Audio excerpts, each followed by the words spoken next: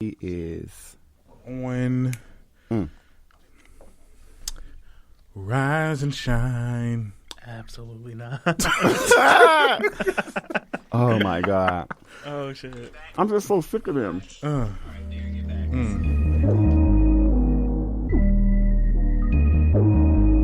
This is the Darren Green Show.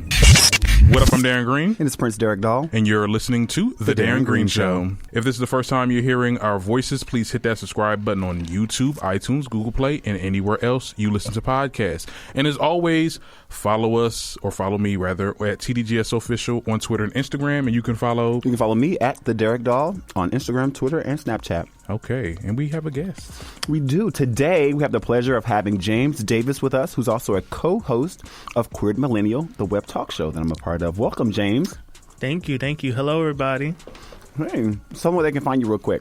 Well, you can find me on Instagram, Vices Virtues, and you can find me on Twitter as well, Vices_Virtues, Awesome. and on Facebook, James Davis. Great. Well, welcome to the conversation today. So we're going to jump right into it. So, how was your weekend, Darren? Okay, so I went back home this weekend, I guess, to hibernate. Okay. From the school.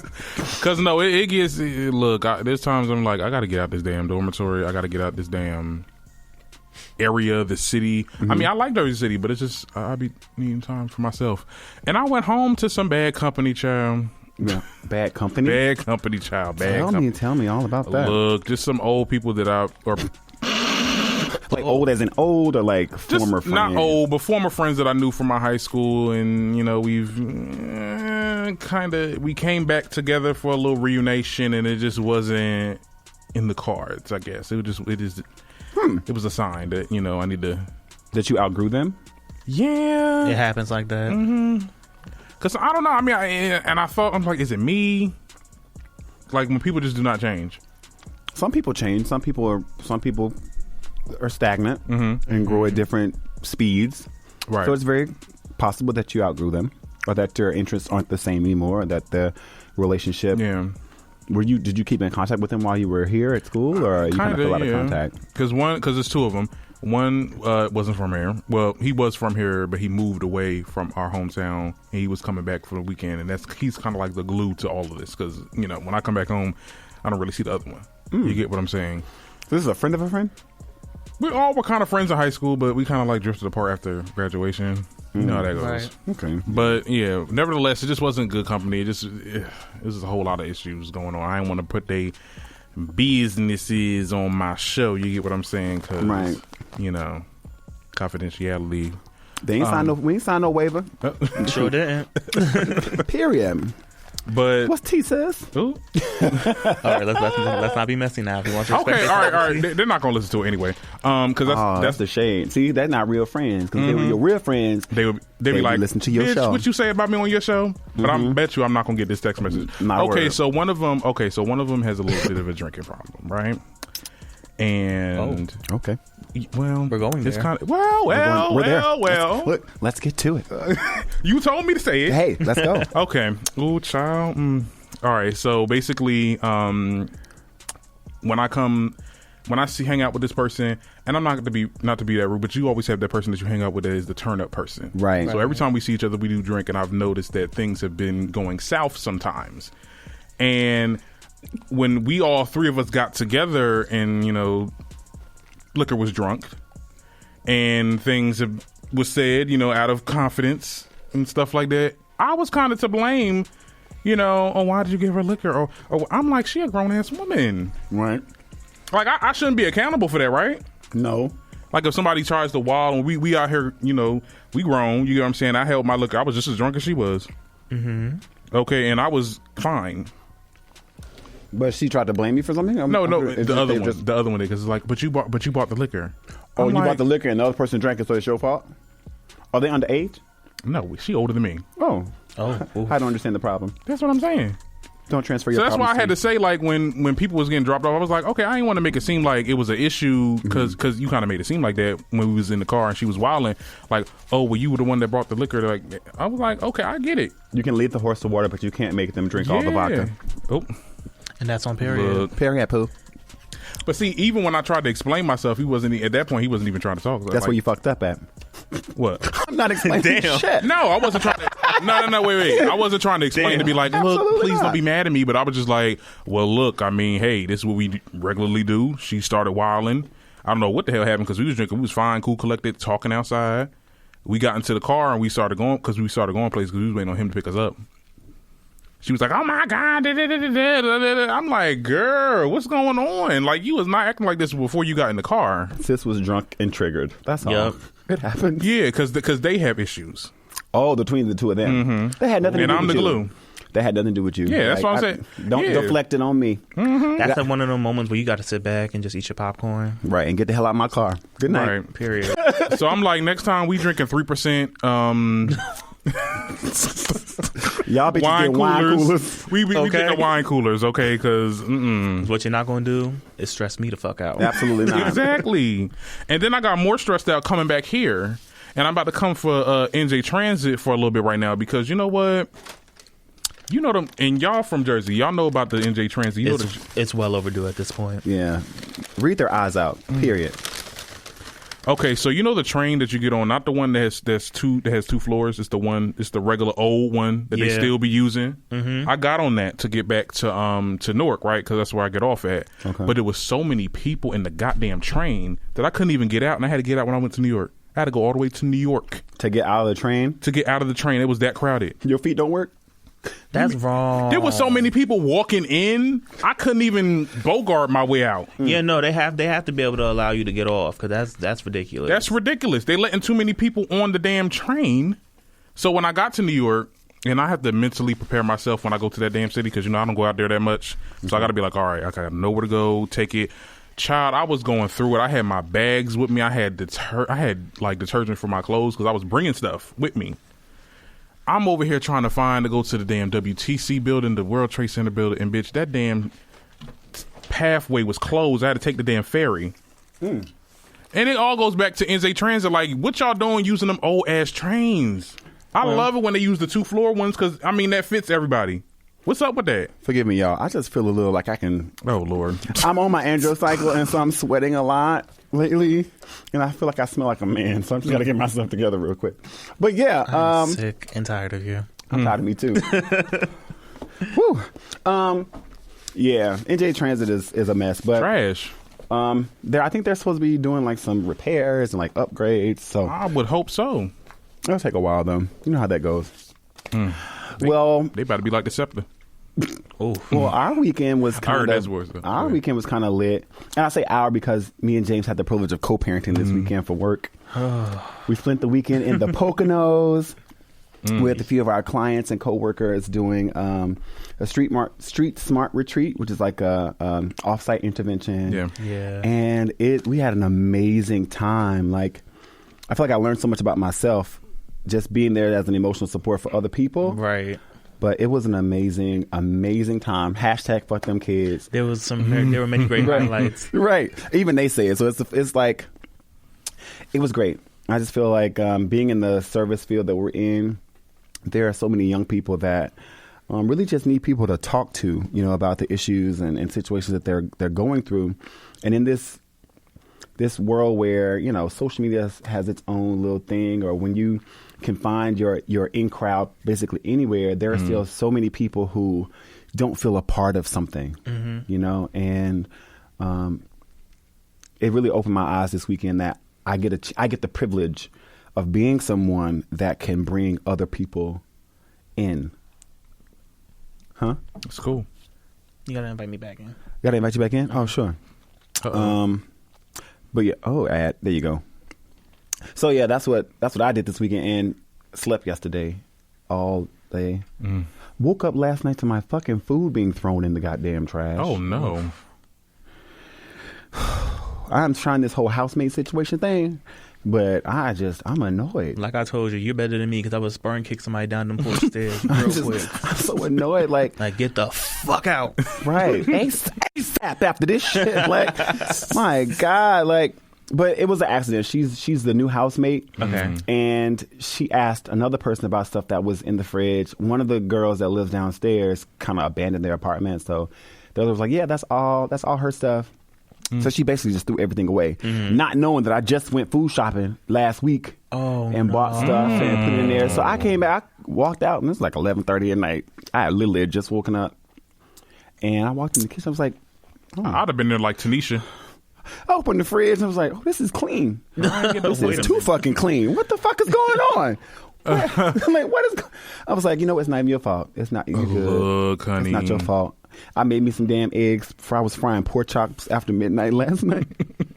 I was so mad. But God is good. I was like, you know, let me think about the positive. At least I have a place to lay my head down and a place to store my food. Let me not complain.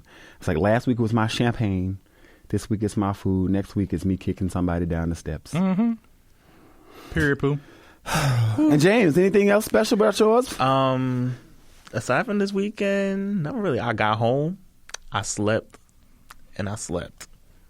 That's really the best thing I can say because I was tired that weekend. Man, listen, when we came up with "fuck them kids," it was really "fuck them kids." Like, I need a break, bitch. This just confirmed the fact that I'm not ready for parenthood yet. You don't think so? Not yet. Well, these were adult kids, though. It's I know, different. and that's the crazy thing about it. Can you imagine having children? Oh, yeah. How old were they? Children. Everyone was above 18, right? Oh, they were like Yeah. high school. Well, 19 was the youngest. Yeah. 19 to like 20, 24, 25. Yeah, 19 Oh, I mean, 24. that's good. I mean, that's okay. Yeah. Yeah. Yeah. Because I feel like I'm around that age and I kind of could relate to them in some sort of way. Yeah, you probably could. Yeah. Yeah. But yeah, definitely no kids. I can't stand kids. Like, You can't stand kids? I cannot stand kids. Like my aunt's child. Because I went home and I was with my mom, and you know, how I was talking to her how she watches them on Saturdays. Right. I'm just like, That's your child. Your contraceptive. I'm like, you better than me, mom. It's also because I'm the only child, so I never had to really dealt with anybody. Oh yeah. So that's yeah. I can say a lot of only kids are like that. Only children. Yeah, because it works out. It works out that way because they don't really have that experience of being around other kids like that 24/7. Whereas people who are like older siblings or have siblings have to deal with shared responsibility, shared time, and stuff like that. Right. Well, I think we should probably just pop right on into our hot topics. Yes. Oh right, yes. I did want to talk about. You didn't see the Joker yet? Oh, I have not. You haven't seen it? Okay. I was in that, but I ain't seen it yet. Yes. We'll talk about that later then. Did you see it? I was supposed to go see it. Let's go see it. Let's go see it today. We should. We're going to go see it today. Yeah. So, Okay. You saw it already, didn't you? I did see it already. So we're going to talk about that next week. All right. Period. All right. Well, I did watch E! True Hollywood Story. That's like their new show that they're doing on E! That's talking about certain things. So they brought that back. And yeah. Yeah. Oh, that was already a thing before? Yeah, that was a thing. Oh, wow. He was known before the Kardashians came And colonized it. and colonized it. Right, and colonized it. Right. E! True Hollywood Stories was kind of like VH1's Behind the Music. Okay. And this episode was talking about female rappers, and it talked about how it started from, I believe, Salt and Pepper were the first to kind of do it, and well, they were the first to That's what they already. Well, that's where they started. They started with Salt and Pepper. They started with Salt and Pepper. Yeah, that's what the show did. Sorry to them And facts. you said sorry to them facts. Seriously, I'm like, first of all, if you start any documentary or any expose about female rap, and you don't start with Roxanne Shante, Yeah, like They didn't lost even me. bring her up, and I was like, when they gonna do that? They never did. y'all can't. Wow. Y'all cannot erase. can't. But, like, she wasn't- she never had- rap history. Yeah, she never had what she never did like had mainstream or commercial success. yes, and that's what they were going by. So white people produce this. Oh, of course. I mean, probably. it's E. Yeah. Period. That's. Anyway, I'm already tired, but go ahead. I thought it was good. They went around. When they started at Salt and Pepper, they went around to all the female rappers afterwards. MC Lyte. Okay. They talked about Lil' Kim, her era, how she started. The sex appeal with female rappers. Okay. Then I just didn't like how they kind of like talked about Nicki for like 3 seconds and then went straight to Cardi, which we have to understand there was a big gap in female rap. And I know I've said this on this podcast. I'm beating it like a dead horse, but y'all need to give her 10s because She's literally did it for 10 years, and then they talked about it for 2 minutes. Yeah. Other girls had a whole section. Well, this is one thing that we do know for sure is that it doesn't matter how long they talk about her. You can't talk about female rap without talking about Nicki Minaj. Yeah. Because, for 10 years, she held it down, and people say that she did it by herself, even though there were other girls that were still rapping. When I think of Nicki, I think about the class she was in with the Iggy Azaleas, the Azalea Banks. She came in, and Missy was still active then when Nicki dropped. You had people like Shauna.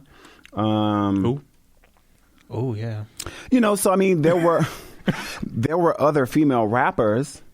They just they weren't able to have that. They didn't have that impact. Crossover success. They didn't have crossover success or mainstream success because Nicki came in and she brought something different. Now everybody say, well, she was just a little Kim clone.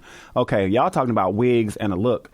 Nicki was known way before she started going with the Barbie route. Like if you listen to her mixtapes and stuff she was putting on MySpace, Nicki was known because she could rap. Nicki could write and she could spit. Yeah. And she was able to compete and hang with the boys, and that's what made her, such a. It instantly made her the top dollar, the top billed girl because heavyweight, right? Because she can write for herself, and you don't have to create something for her and tell her how to. You don't have to put a gun to her head in the studio for her to rap. No shade, no tea, but that's happened to some of the girls. I'm not even gonna lie. I'm not even a big fan of Nicki, but I do give her props for what she has done for that realm of rap. Yeah. It was not many people who are able to reach mainstream audiences like she was. So yeah, it was interesting. Yeah. I said on Twitter last night, Nicki woke the world up to female rap. Right. When the other girls had already put them to sleep. The local girls. And when I say local girls, I mean the ones who haven't had a world tour. Take it however you want to take it. I'm just saying, Nicki was able to do it, and she did it well, so that these new girls can do it. And she said in her music that, me taking a meeting and me taking these W's is going to open the doors for females to win again. And you see it. You see it now. So it doesn't matter if they give her a tens or if she's appreciated now. I know that in 10 years, when you look and you see the hip-hop charts and you've got 4, 5, 6 female rappers in the top 10, when you took a look at their influences and you see how their careers are patterned, you're going to have to say thank you to Nicki Minaj. You're going to have to. Another thing they said in there that kind of annoyed me, it was like the fact that, the media kind of started the whole trend of pitting female rappers against each other. They did it with Kim and I believe Foxy and a slew of others as well. But I'm just I'm looking at E but y'all is a part of that. But even that's old. Y'all never heard of the Roxanne Wars? Oh yeah, she came out. These are actual producers cause I seen that Netflix story and they actually put them together to do a whole diss rec song on the same song. Yeah, it's like Motorsport, but 20 years earlier. But I'm and when I'm watching this, I'm so what's the solution to this? So what can we do? Because apparently, or unless we just, I guess it's going to keep on happening. It's the culture. It's battle rap. I think it's annoying though, but it's because it's not like that with men. The difference is, yes, it is. Not as at that magnitude. What are you talking about? Biggie and Tupac was a real thing, and the history of hip hop. Yes, it was an art form, or rapping is an art form. It is an opportunity for people to tell their stories to music. Yeah. But you also have to think of the hip hop battles, battle rappers. They used to diss each other all the time. There used to be events. They still have them where it's literally battle rap. Yeah. And you can say anything you want to on this stage, but don't take it personal. This is part of the art form. There's no, Okay. The problem is when they took it off of the record. And now this is a personal attack against you as a person. Now making it personal. Nicki's thing is, you get in a battle with me, we're both going to make money because she's going to make a song about it. Only difference is mine is going to hit the charts. Yours is going to hit PayPal. There's a difference. And but that was real life though. That was real life. And even 10 years later, it's proven true. You saw the results. Go off. I'm just saying. I'm just saying. Like, but that's part of the culture. And when they bring up Cardi B, it's like when I think about Cardi, I used to listen to her mixtapes, and I remember seeing her on Love and Hip Hop. I think she's going to be a great artist if they package her correctly. The whole beef with Nicki Minaj, I feel like she could have come in a different way. I feel like Cardi and Nicki could have had that same kind of chemistry that that Nicki has with Meg Thee Stallion. I think that would have been a beautiful moment because it would have been so different than how Nicki was brought in. You know, and it just didn't happen that way. It didn't. It was so unfortunate though, and I wish the documentary kind of brushed past that. It was like, oh yeah, the Harper's Bazaar, that situation happened, but this. I'm like, wait a minute, that was a big moment in pop culture. Like, this bitch threw a whole shoe. A shoe. At an icon. Can you imagine Nicki Minaj throwing a shoe at Lil' Kim? And I was so mad. She would be canceled. I was so freaking pissed. I feel as though, as you mentioned, it was media driven, but I also feel as though because of how social media has become so part of the culture now, it's been also social media driven as well. The fans play a big role in it. That's true. And it could be toxic at times. Like for some people who are like music lovers, just who don't care about the standums and stuff like that, it could be really hard because it's like you want to have a conversation with people about music because you're just a universal lover of music and of rap and of hip hop and stuff like that. But when it's completely biased at times, it could be really draining to have a conversation with them. Especially listening to it on people's shows and podcasts and stuff like that when they're biased towards certain views. Me. That wasn't shade towards you. Well, you're not. I don't think you're biased. You're not. You're fair when it comes to it. Yeah. I try to be. I ain't delusional though. Some of these people be delusional. Who said you was biased? Well, I mean, I do have my bias. I'm honest about that. I do have artists that I favor more than other artists because I stand talent. Okay. Respect that. I stand talent, and that's it. All right. So, the E! True Hollywood Stories, I watched it on Twitter last night. Oh, you watched it on ain't giving them ratings, okay. Right, no. And I think that it was good that they had such a... Oh, you know what was the funniest thing? What? Was the Brat. The Brat's little clipper segment. And... if you haven't seen it, just go watch it. I'm not going to say anything. I'm just going to say, just go watch it, y'all. That little commentary was like, okay, girl. Which one? Which part? I ain't had us, to get to where I'm at. I'm like, okay. Yeah, shit. The Brat brought life to that documentary last night. Because I kept watching the clips. And they snubbed my girl. They really snubbed her. Who? Iggy. Oh, Iggy wasn't in it? Oh, Iggy. Neither was Remy. But she had the longest running #1 of the female artist. Was Lizzo in it? She didn't make that yet. Lizzo was featured in it. We seen her, but they didn't say her name. Oh. But that's talk that, come on. And a lot of people are saying this too. I'm like, is Lizzo a rapper? She's a rapper. Have you heard Good as Hell? She's rapping in that. Good as hell. That's singing. She's saying the chorus, but she raps during the song. Now, listen, she raps. Just because she's doing this, she's doing pop just like Nicki did. Her pop songs just are more Nicki successful. Came in heavily with rap, and right? Then As a hip hop artist, yes. Right. Lizzo is multi-talented. Okay, well, yeah. Girl is on stage twerking and playing a flute. Rapping and singing. Look, I'm not trying to take nothing from Lizzo. Like, shout out to Lizzo. They can call her whatever they want to call her. Shout out to her, and I hope she breaks that Iggy Azalea record. I think she did though, didn't she? I don't think she did yet. That would have been a big thing. It's not #1 still. It's still. Well, I think it's within the top 5. I think. I'm not sure. Oh, it's dropped for #1. Oh no, I'm not sure. Well, who #1, please? Because they're pushing Good as Hell right now. Because every time we got in the car, that was this crazy. weekend, that song was playing.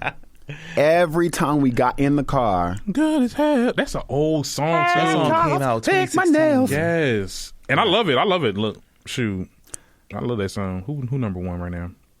Oh, they done changed the damn website on Billboard. Highest in the room, Travis Scott. That song, no. True First is #2. Truth Hurts just dropped to #2. Okay. It got topped by a Travis Scott song. That was I'm over it. I was streaming that song all weekend though. That's my shit. I ain't gonna lie, but I'm like #1. Where Who bought them a concert ticket? is Go Off on there?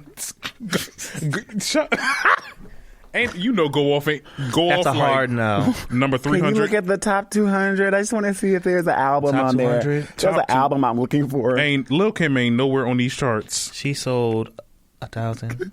No, they said under 1,000. Under 1,000. I'm not playing with y'all. Y'all nothing to tell me that you're nothing to tell me that the legend, Lil Kim, who just had a whole reality show, who just got a whole I Am Hip Hop award, who's been like touring clubs for the past 4 months. Y'all not finna tell me that she dropped a whole album and it went double plexiglass. Y'all not telling me that. So what's up with y'all Lil Kim fans? Why not buying no albums? Because they're too busy being on social media arguing with the Barbs. Arguing with them damn Barbs, and y'all saying us the same thing to us because we ain't buying the damn album. Everybody just arguing. Go buy some go stream some shit. I'm so sick of y'all. But wait, can some of these people afford the streaming services? I don't know. I don't talk about what people can afford. Well, if you're a student, you can get Apple Music for $4.99 a month. I mean, your air mattress is structured. It is structured. I do have a bed frame. No, because people be trying to get Tidal and be all uppity getting fuck Tidal. Tidal costs too much. Right, that's like what, $12 a month? It's more than Netflix. I'm not doing it. Yeah. That's like a gym membership. It is, and I don't go there. Oh, I'm about to quit Netflix, trying to get Disney Stream. I did see they have a lot of stuff on there. $6.99. And for that amount, oh yes. Netflix about to be done. I might have to Diddy Bop over to Disney Plus. I'm not even going front. Right. You know, my be me. Let me borrow your password real quick. They got free trials over there. Let me sample this for a year. All right, and then moving on next, we've got a very, very, very interesting hot topic today. So I call this Damn Gina. Oh, my God. So Gina Rodriguez records herself rapping the N-word to the Fugees on Instagram Live last week. And the entire last week was just a whole bunch of people talking about, can she say the N-word? Can Latins say the N-word in general? And I don't know. She had a backhanded apology. It was very flippant. Yeah. Was it? I feel like she did that because you know how everybody's so sensitive now, and I guess some people can be rightfully so, but it was like, look, I grew up saying this word. You niggas need to relax.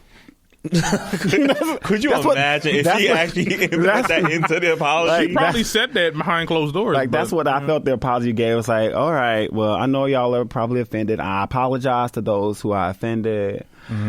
But you niggas tried it, and I will definitely not say the N-word on camera ever again. But behind closed doors, I will say it. I'm gonna say whatever the fuck I want to say. Lord, geez. like everybody else. Yeah. Now chew on that. But it also brought up a great conversation on Twitter and on social media about, is the N-word when it's coming out of the mouth of people who are either racially ambiguous, mixed, or label themselves as Latinx, which some of them don't equate to being black, right? Is it okay for them to use that word? Even though, now this is a phrase she used. She said community of color. So for people of color, is nigga a word for everyone that's considered a person of color to use? Absolutely not. No. Or is this specifically for black Americans? I would say black. See, you give me those options. Like, what about just black people in general? Like, well, I guess that would black be a Britain, black, that's a person of color, right? That's a person of color, technically. If you're black and you're from Germany, you're an Afro-German. Afro-German. He could say the N-word. Okay. If you were born and raised in Germany, you can say the N-word? What? Well, see, they wouldn't because they was born and raised in there. Okay, well then fine, black Americans then. The only way they would know about the word is if they knew about it through pop culture. Right. So that means that they listen to rap music. Damn, what shit, 21 Savage, should he not be saying the N-word? I don't know, should he? Oof. That leads us to this nice little game that I've devised for us. Oh, Lord. Help. Yes. We about to play Nigga Please. All right? So I'm going to drop a name, and you tell me if they can say the N-word or not. and how you would feel about hearing them say the N-word. So the first person we're going to say is Evelyn Lozada, who is Puerto Rican. After all this fiasco, no, she can't say it at this point. Why? After the whole black monkey thing and the race thing? Yeah, because I feel like now you kind of disrespectful to the culture that you're trying to claim in some way. Yeah. I had to ponder on that one for a while. I don't think you should say the N-word, no. You don't think Evelyn Lozada should be able to say niggas? No. Okay. What about you, James? Yeah, I had to ponder on that one for a good while, and I don't think she has that right anymore. Mm-hmm. She lost it. She lost it. She lost her nigga card. Oh, damn. She dragged Toji, called a... With the orangutan thing. Come on now. That was a lot. Okay. All right. So for Evelyn, I think it's a no.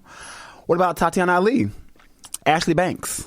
She's of Trinidadian and Afro-Panamanian descent. Okay, yeah, she could say Yes. it. Like, she could say it. Okay. Because what's the difference in her and Evelyn? Look, okay, and I'm going to just say this real quick. Is it because she's American? Yeah. Maybe, and she's black too. She's black. She's not in the Latin. I feel like people that are Latin, and not to be rude to my Latin listeners, I love y'all. Keep downloading, but y'all just can't say the N-word.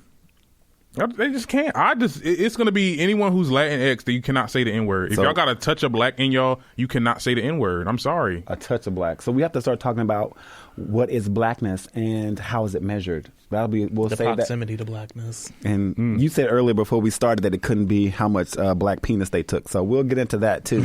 All right. So what about Lala Anthony? Lala Anthony is Puerto Rican. Both our parents are Puerto Rican born Americans.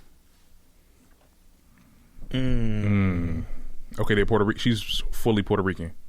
She's Puerto Rican. She is not saying the N-word. And she's from, where's she from in America? She's from New York, I think. Yeah, she's New Yorican. She's New Yorican. I mean, look, okay, we'll get into that. Because let's get into it now. Okay, because I remember back in the day, back when I was in high school, the Latin community in our school did say the N-word, and we kind of allowed that for the longest. Why? I don't know. I just felt like I felt like at one point, I felt like we were cool. We were both minority groups. Mm-hmm. So silence was consent. Yes, until, I kind of grew up and started realizing shit. Mm-hmm. That you can be all cool, almighty, and this, that, and the third, but you still throw my change at me and watch me in your stores. Oof. Because niggas steal? Yeah. Oh, that's fucked up. But you want to use the word now. And now you want to say that you're black. They tried that. So that's why I'm like, no, you can't say it. All right. What about Joseline Hernandez? Damn, Joseline C. That's a hard no for me. I used to really think she was black too. And before she opened her mouth, I'm like, oh, okay.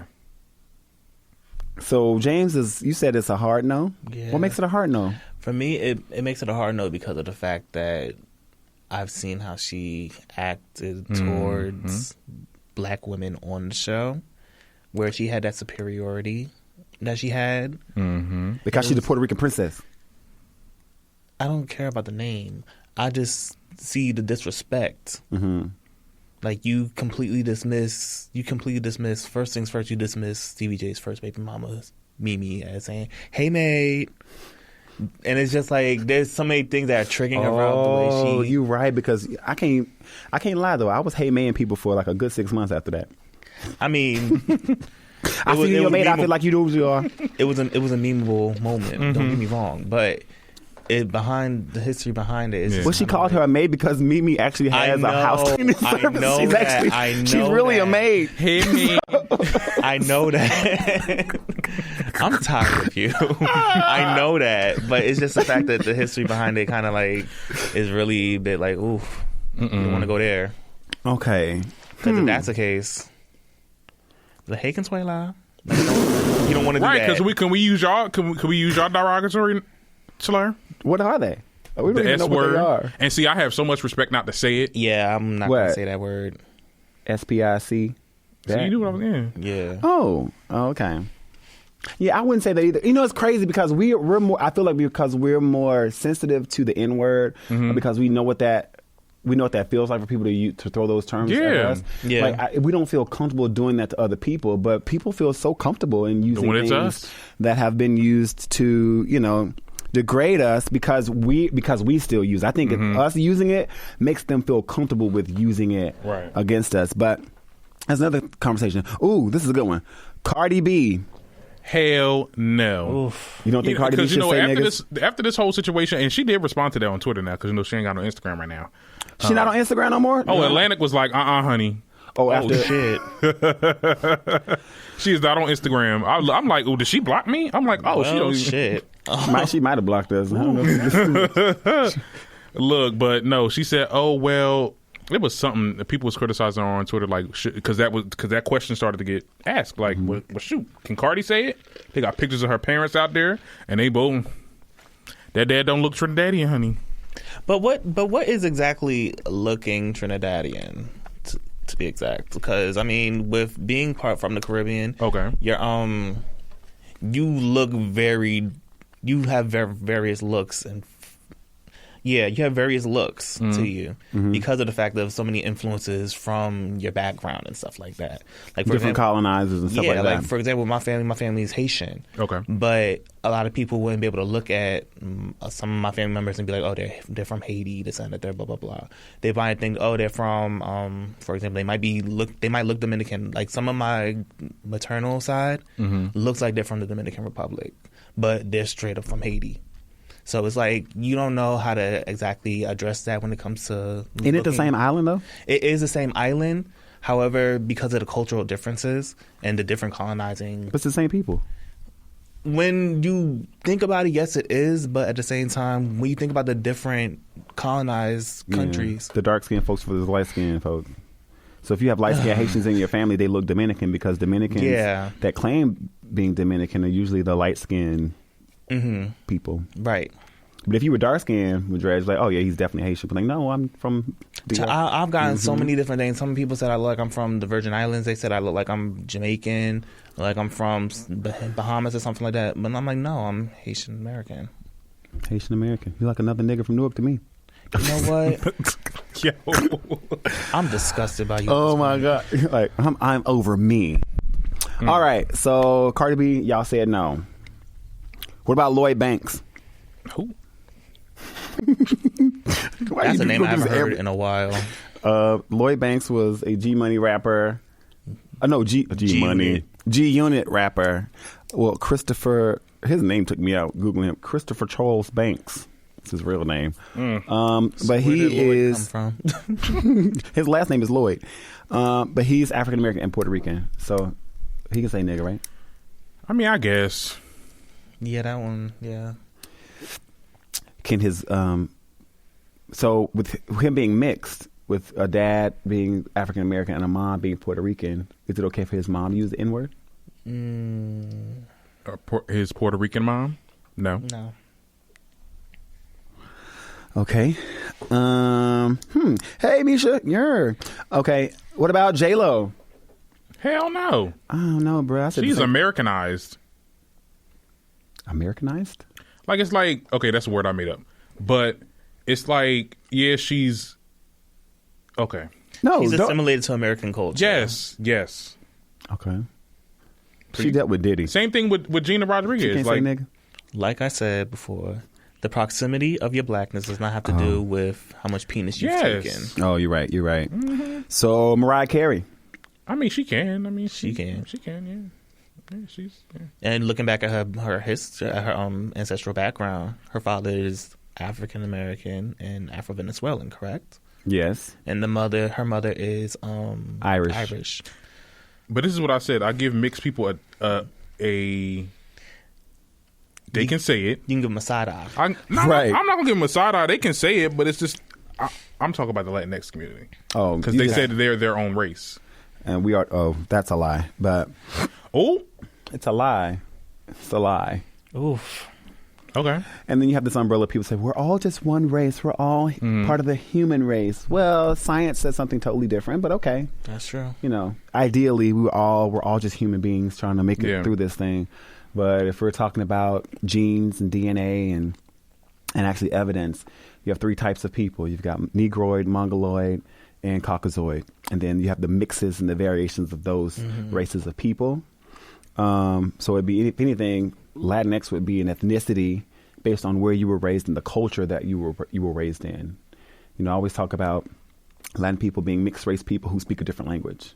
That's it. You just speak another language and you like different types of food, but your blood is mixed of either Negroid, a cross of Negroid and Caucasoid, or Negroid and Mongoloid, or Mongoloid and Caucasoid. Or all 3. Yeah, or all 3. You know, so, but yeah. Anyway, moving on. That's a whole nother. Wait, hold on. Going back, explain what Mongoloid is for the people, just in case they don't know. Negroid and Caucasoid are kind of self-explanatory in a sense. Yeah, right. So Mongoloid is what is now considered like Pacific Islander or like Asian. Okay. Yeah, that's what that's considered. So you have the Asian, the blacks, and the whites, basically. And then there's everyone in between. And then then the mix of everyone else. But they say, you know, because this is going to offend people because they feel like they're their own race. Okay. I get offended every time I look at my bank account. It happens. So you know what? So Kevin Gates, the rapper from Louisiana. What is he? He is I don't know who that is. Moroccan and Puerto Rican. Moroccan. What is Moroccan? That's Morocco is a North African. Is North African country. Oh, so he's okay. So he's of African descent. Yeah, okay. He's also Puerto Rican. All right, but he mixed. I give mixed people the pass as long as you got like as long as it's like half and half. You know what I'm saying? But all people originated in Africa. Yes. So aren't we all black? No, we're not all black, and that's like the issue. So what makes us black? Being born black, first of all. Being born black. And not being able to just wake up and be like, oh, I'm black now. Yeah. Okay. And that's what people do. That's the trend now. So Kevin Gates can say nigga. He can. I mean. All right. What about Rosario Dawson?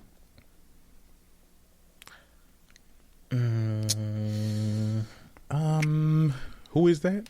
Rosario Dawson. She's an actress, and she's also currently the girlfriend of presidential candidate Cory Booker. She is not enough proximity. Well, she shouldn't be saying it because she's a political figure. Well, she's adjacent to a political figure now. Yeah. So she shouldn't be using that language. That language? What's wrong with nigga? It's just a common word. It's part of the natural epithet now. But Afro-Cuban, Puerto Rican, Irish, and Native American. She is gumbo. Ooh. She's basically a gumbo person. No, okay, what is her mom and what is her dad? I don't know. I just know that she got four things running through her veins, and that's what she claims. Because I got 4 things running through my veins too, but you black in my ancestors. Oh, okay. All right. So is it a yes or a no? She's Afro-Cuban. She's Puerto Rican, Irish, and Native American. Where's she from? You're stumped at this point. Okay. Ariana Grande. Can Ariana Grande say nigga? Hell nah. How about you get the fuck out? How about you? Wait a minute, because listen. Now I know that I'm probably gonna get socially lynched for this. I'm gonna be shot at.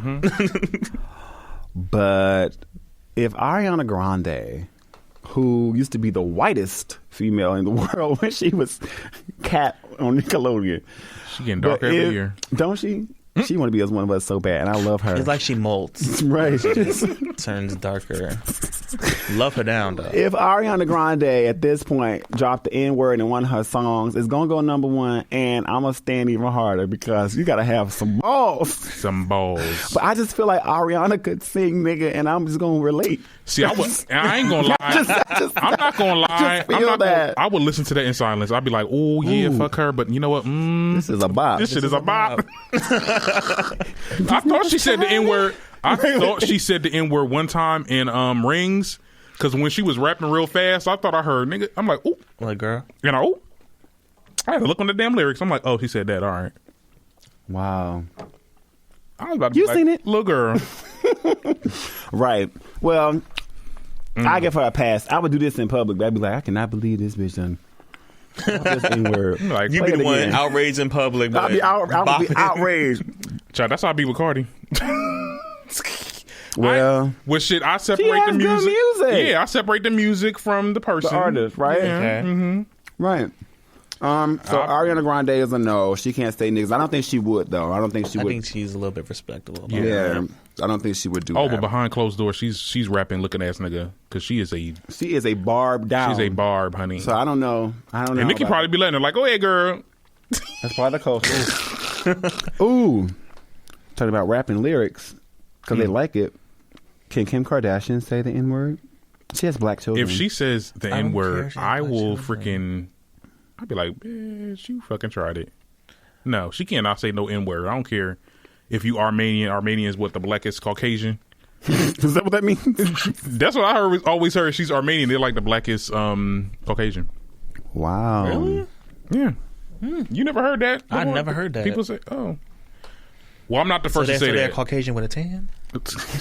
I am perplexed by this news. Because I always kind of thought she kind of did have a little something in her. The viewers say that it would definitely go to number one, though, if Ari said the N-word in the song. Oh, shit. It will be on replay. Because the other white girls will get their lives. They just go listen to that. They're like, oh. I can't believe she said this, but niggas gonna be bopping. It's gonna be playing the club. Mm-hmm. Right. So Kim Kardashian, we have an emphatic no. Yeah, no. What about Erica Mena? Hell no. She got too many beef with black women. That plays another role. Your confrontations with black women. Same way I feel with Evelyn. So Erica Mena, who's taking all of that. I don't care how much dick she taking from Safari. No. Right. I don't care how much of a gut full of. He need to make that sex toy line fast so we can. Ooh, I think it's out. What? Well, let me get on that. I think it's out. Oh my god! Didn't he do that with Adam and Eve? Hold on, hold on. This kind of went left quickly. It's like a hard left. It's like we're driving the boat, but we drove it into the wharf. Yeah. Ooh. Wow. Sidebar. I'm pretty sure she says. I'm sure she says it during sex at least. Got to. Oh, of course. Yeah. Damn, nigga, you got to. I think she said it before on the show. Really? I want to say she could have. She did. Probably to Rich. Well, Rich Dollars is a nigga. You got to call a nigga sometimes. Like, Rich Dollars. I mean, and I kind of grew up believing that it was a derogatory word when used by other people in context of it being demeaning or derogatory. Like I always say, context matters, and I couldn't understand how it was okay to hear it in music, but not okay for someone to say it to me. But like I said, context matters. So whether you're Dominican or Puerto Rican, white, it doesn't matter. I know that people have the right to say whatever they want to say, but just don't say it to me. Yeah. And that was the issue I had. One of my friends who's black, he has a Caucasian friend who has been made comfortable to say the N-word in casual conversation. And I remember one night we were at the bar in Newark, we were in McGovern's, and then we were talking, and he said it. It dropped, and my whole like brain started like I'm sorry, what did you say? What did you say? And then he was like, oh no, it's cool. I say it all the time. And I was just like, hold up now. To who? Because you ain't saying it to me. Right. I was like, okay, so I'm just gonna remove my I don't feel comfortable with that language being used in casual conversation with me present. So I'm gonna remove myself from it because it was pissing me off a little bit. And he just kept saying it. I'm just like, okay, well, I'm just gonna leave.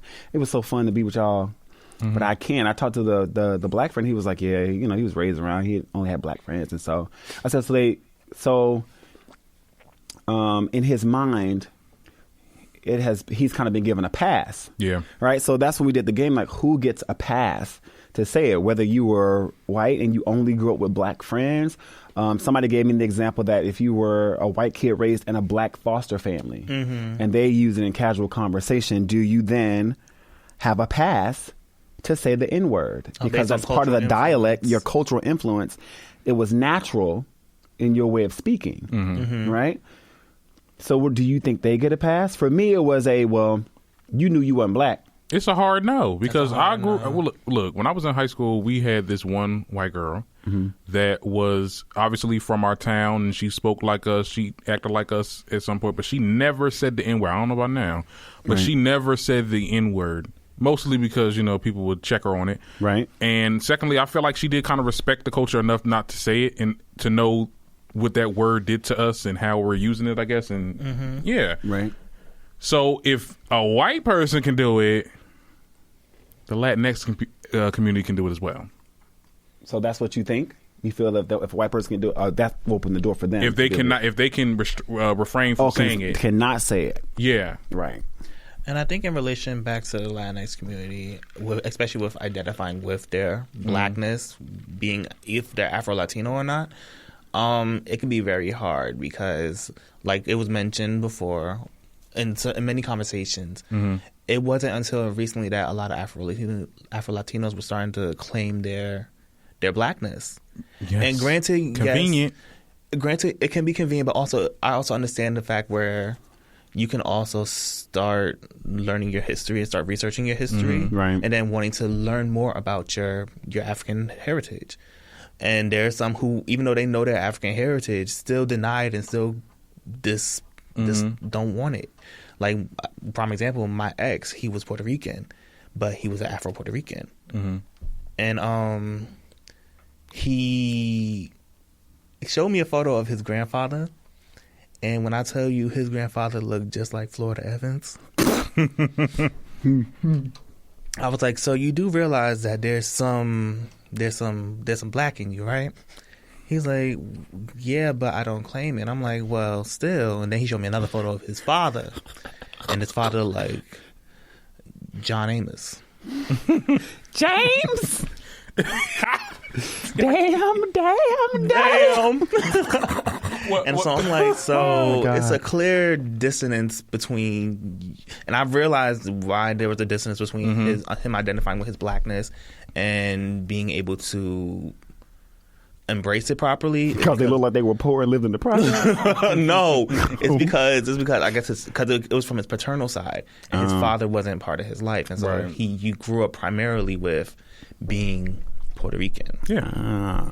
It's I watched this YouTube show. I don't know how to pronounce his name, but I've been watching him. He talked about this situation, and it's like, okay, I could be black my whole life, and then I could just find out that I'm just apparently Asian, and then now I have what? Go ahead. I was just talking about, do you have the thing in so they can bounce directly to the thing? Yeah, we good. Oh, okay, I'm sorry. Go ahead. You scared me. I'm apparently Asian now, so now I have to adopt that culture into my life. No, that doesn't work like that. You were black American or black wherever you were from. And if you find out that you have something else in you, that doesn't mean that the culture is now yours per se. It's yours technically. It's yours to access to acknowledge. Yeah. But to be like, oh, now I'm Asian now, or I'm this, you can't just be that. Oh, well.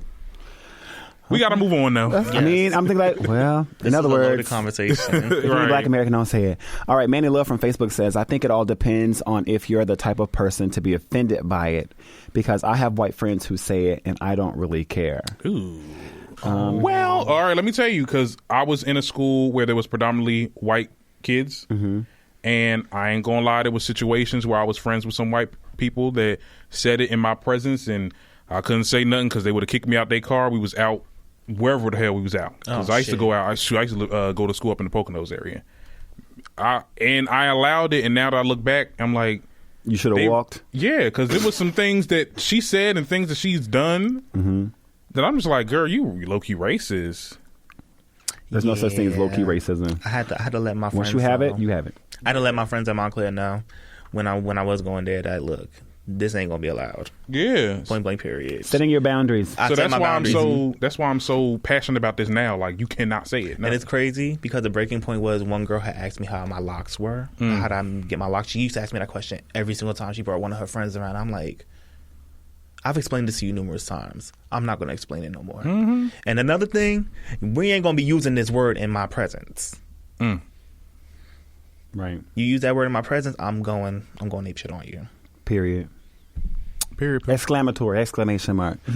All right. Well, so we're going to move on to, since we're talking about anti-blackness, we're going to move on to Frank Ocean and this Prep Plus party.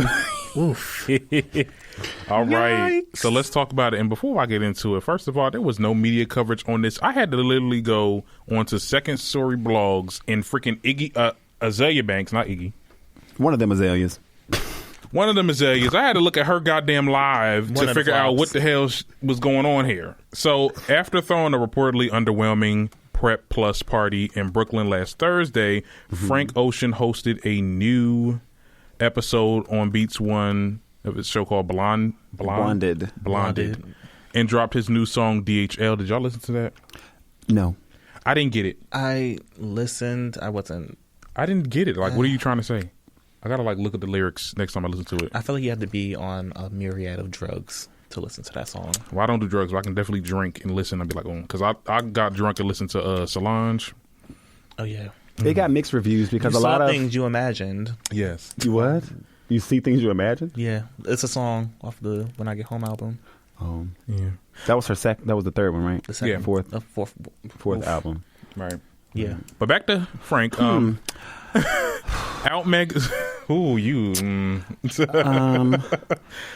Out magazine called his prep party a Kanye West-like event. You guys see that?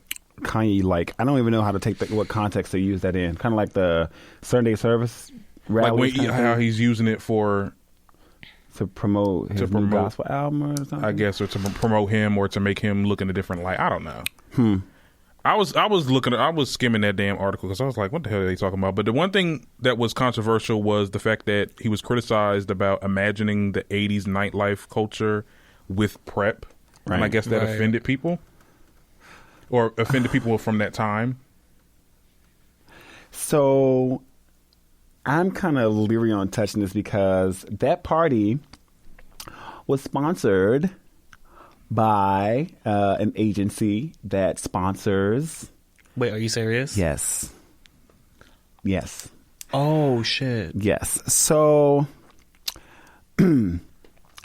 yes. So my take on the event, I think I explained to you in the car before the event happened, when everybody was talking about, I'm screaming. I'm screaming and shitting, right? Shitting and screaming. It was. So this party was sponsored by Gilead Sciences, and there's a new drug on the market called Descovy, which is also now part of the PrEP campaign. And PrEP is a pre-exposure prophylaxis. Did I say it right? Prophylaxis, which means it's a pill that you take, and it's a preventative measure to prevent the spreading of HIV. And that's one way of us trying to stop the epidemic of new cases. But it's not just a pill, because I think that looking at Azalea Banks and her live, I think her idea of what PrEP is that most gays think it's a magic pill that they can take and then have unprotected sex and they're just not going to catch anything, when that's not the case. Descovy, nor does Truvada, which was formerly known as PrEP. It doesn't stop you from catching other STIs like gonorrhea, chlamydia, HPV. Sure doesn't. And, it's called PrEP Plus for a reason. You're supposed to take the pill and wear a condom. And I think that him pairing it, it's good for him to take a stance, in addressing the epidemic and being a part of the HIV movement and reimagining what the 80s would have been like. Instead of Ronald Reagan declaring a war on drugs, declaring a war on HIV, and there had been science, or there had been a release of this kind of pill where you were seeing people who were literally just dropping dead in the streets because of HIV or them not being able to afford the drugs that were out on the market at that time. Yeah. So I get it, kind of. I get it on that front. If you were a person who cared about HIV/AIDS prevention.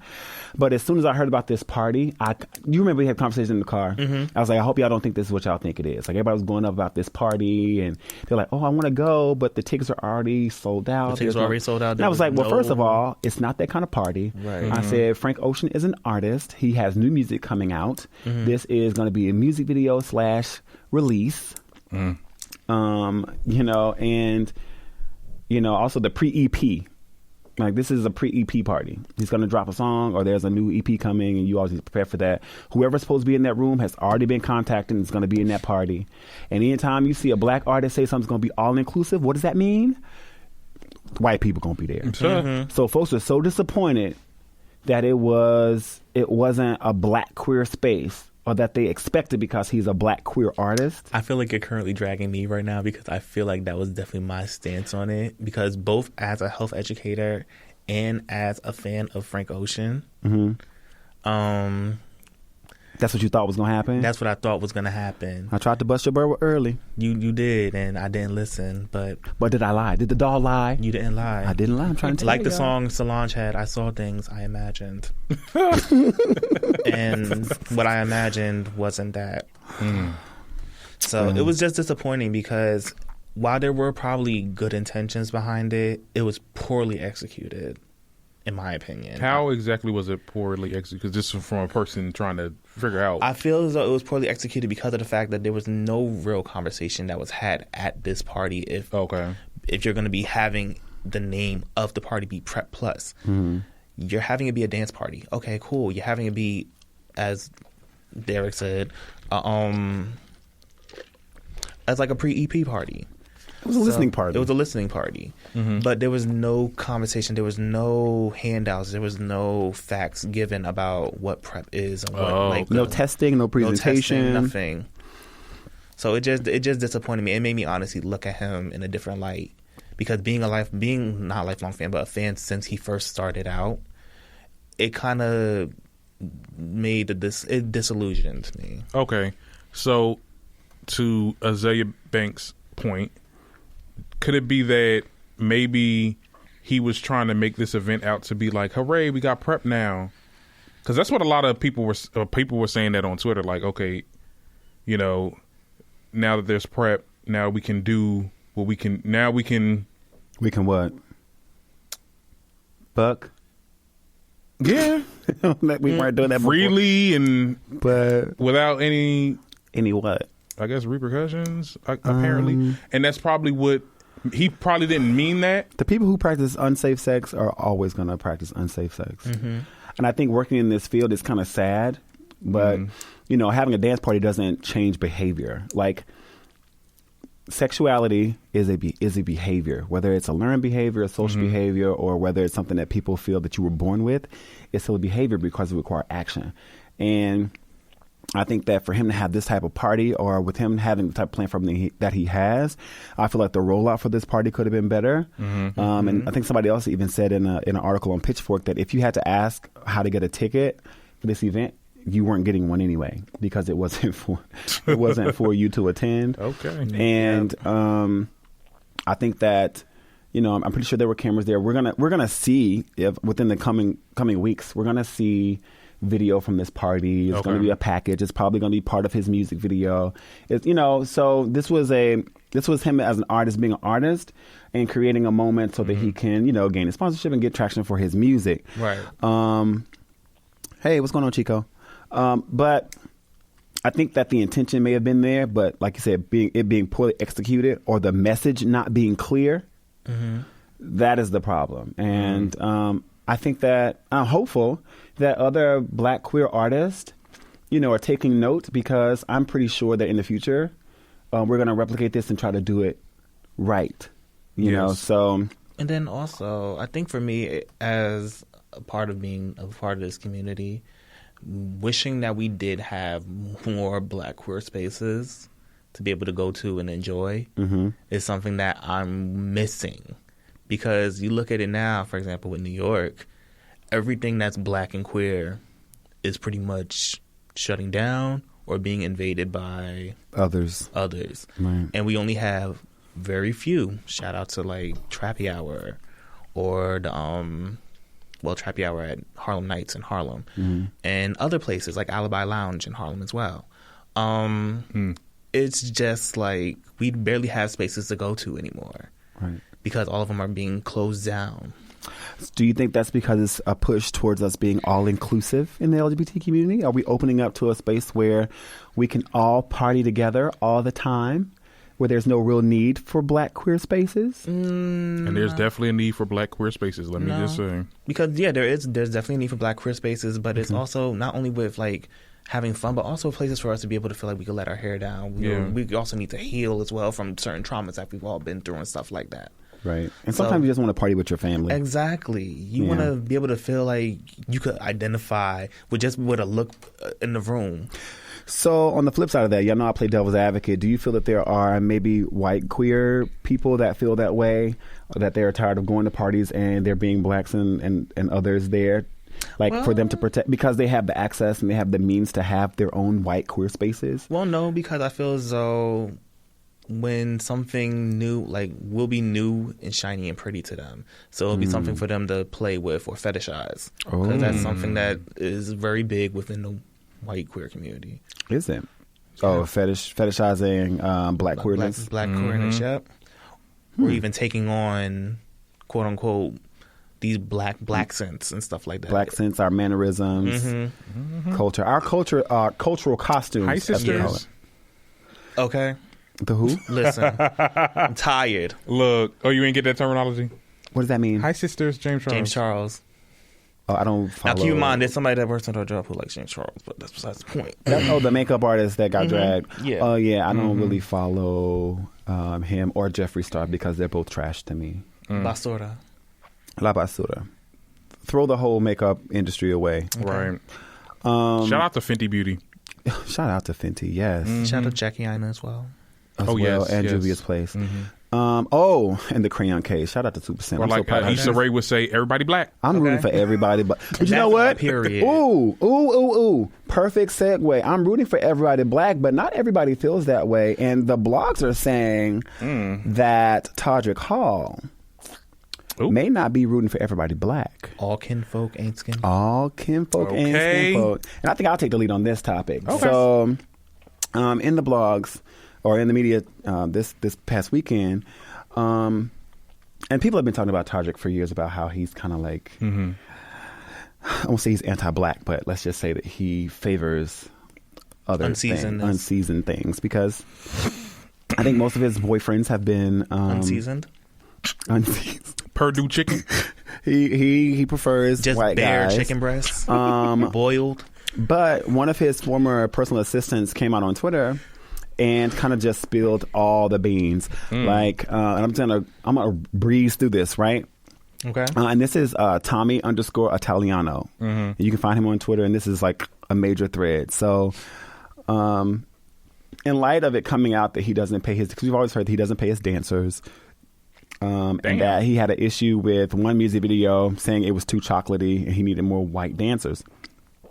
This person, Tommy, says that, he was his assistant for years and he knows every detail of his life, including deliberate non-payment, his racism, sexual assault, sexual harassment, online bullying, exploitation, illegal business practices, and on and on and on and on, and that he never signed a NDA.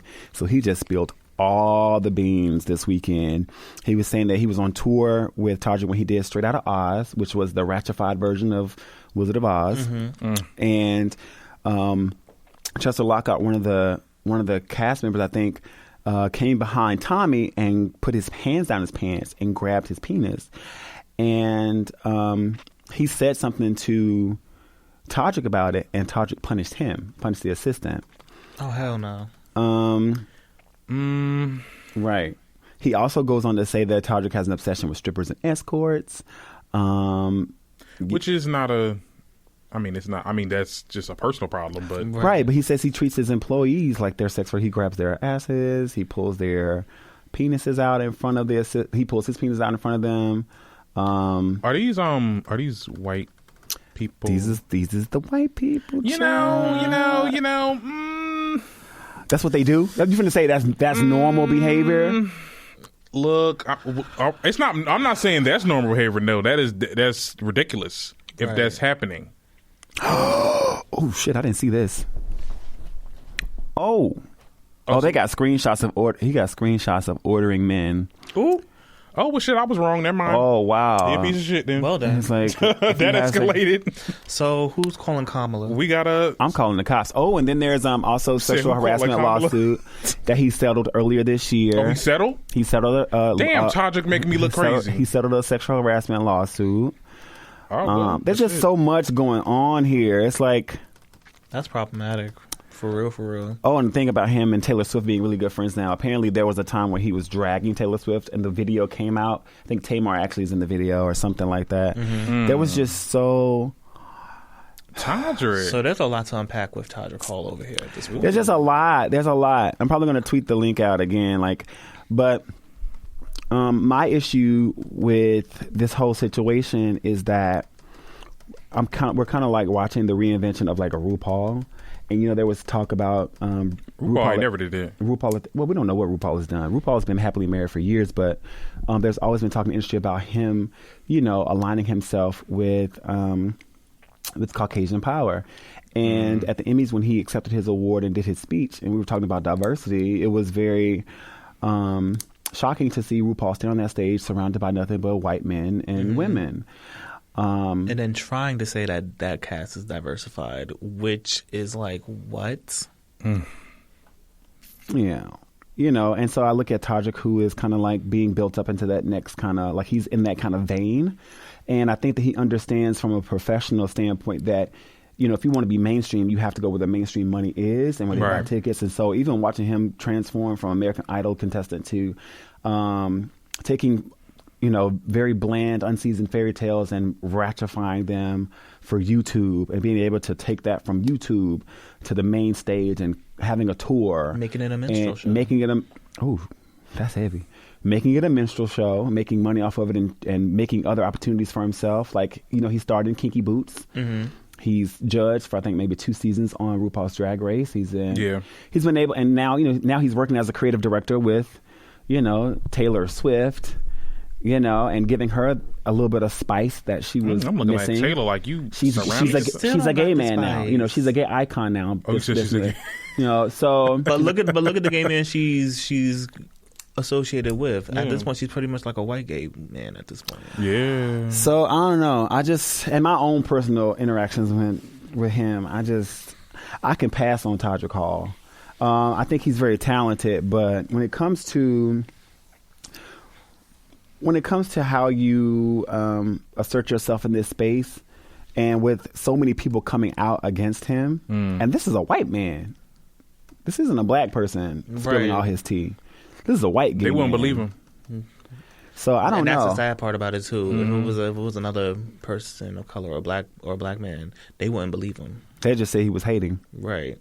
But he got the proof, so this person has... I'm looking... the legal documents are here. The DMs are here. Mm-hmm. And... That's... But And even to that point of if it was another black queer creative, them as being seen as being hating on Todrick, that's another conversation in itself that's like real loaded, because it's like that's another thing with our community. That there's a lot of competition involved as well. Unnecessary competition at that. Why can't everybody just eat? Why can't everybody eat? Like, everybody can eat, but we eat different stuff. Because we shady. Some people eating. somebody got to eat the dollar cheeseburgers while the rest. Now, if we're talking about black queer folk, it is a competition. I mean, I think we talked about this last week, or maybe I was talking to somebody else. Like, when there's 2 gay guys in the friend group, you can even see there that there is like, I'm that. I'm the token. Right. I did talk to you about this. Yeah, like I don't understand what that's about, and maybe that's because I don't have a lot of gay friends, and I've literally been trying the past 3 years to be, more in queer spaces where I don't feel or don't have to feel like I'm a token. Yes. Because I never want to be somebody like, oh, yeah, that's my gay best friend. I'm like, well, if I'm not your best friend, period, then I don't want to be your gay best friend. That's kind of right. Like, this is not Will and Grace. I've only been in groups with people where it's just like 1 or 2 other gays, and it's been, it gets competitive. And I'm like, boy, ain't nobody blowing your spot. You can have it. Right.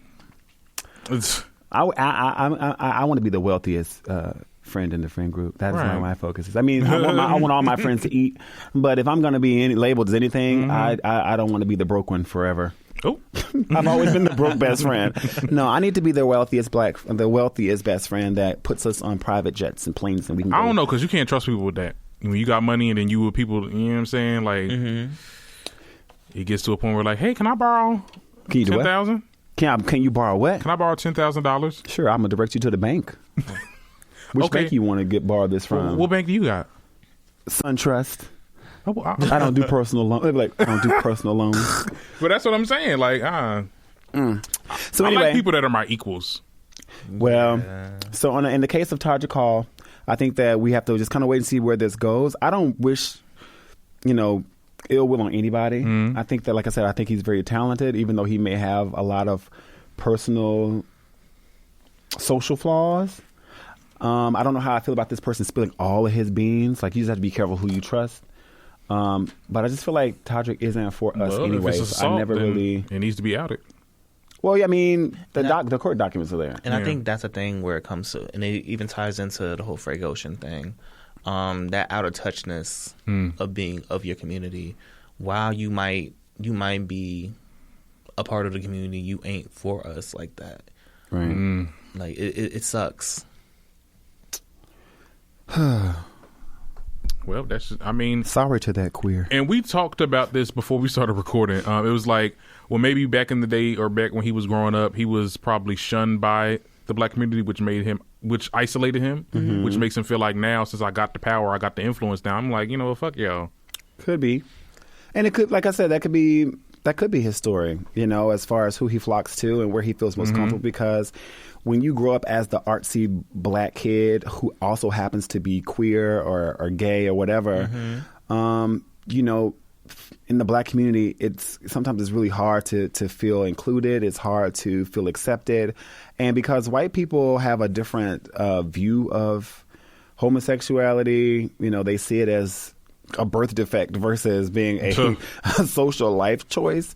They're like, oh, they're more prone to welcome you into that space. And also you're black, so you're already cast aside anyway. So let me just bring you, like that foster parent kind of syndrome. Like, let me just bring you in, and they make you feel loved. It's like you adopted a puppy. Right. And so that's who you're going to be loyal to, and that's who you relate to. And so I feel like Todrick has that, because that's the base he caters to. And I guess we'll just have to wait and see. All the best to that man. And if it comes out that he's out here sexually assaulting people, then I wish justice. I wish that justice prevails. So, right. moving from Coonberry, right? Judging by the I'm yelling at picture on your computer. Let's talk about viral videos. Yes. Hey, y'all! I see y'all on Facebook. Well, first, let's talk about this pastor now. You want to talk about pastor first? Pastor. So, Pastor David Wilson speaking in tongues on a woman who's not his wife on video. Oh, okay, so that what? What I said about speaking in tongues? Yes. It sent me. So let's talk. What's going on with Pastor? He over here eating. He just eating on camera. It's not somebody a part of his congregation, right? You know what? Ooh. I don't know. We didn't see her membership card, but we did see that Pastor is skilled. He is Pastor is well trained. No, and his membership is about to be through the roof because people need their one-on-one counseling sessions. Okay, that was kind of weird. It's kind of this whole. Because it took me a while to watch the video, because I gotten to the point now, it's like when you start seeing people making statuses about send me the video, blah, blah, blah, I immediately do not ask for the video. Yeah. Like, don't send it to me because I don't want you to ruin my day. And I don't want to be a part of this, because if it comes back that you send me, you send me some shit that's, illegal or revenge porn, I don't want no parts of any of it. And I ain't going to tell y'all who sent me this video, because y'all probably gagged it up. I didn't ask for it, but... listen, the old people are wilding. All I can say is that. But yeah, the video landed in my inbox, uninvited.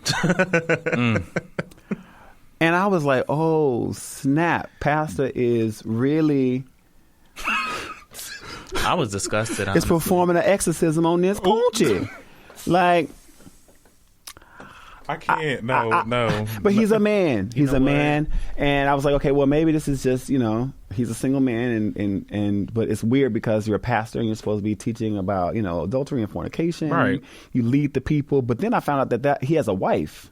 So the woman that he was performing oral on, it was not his wife.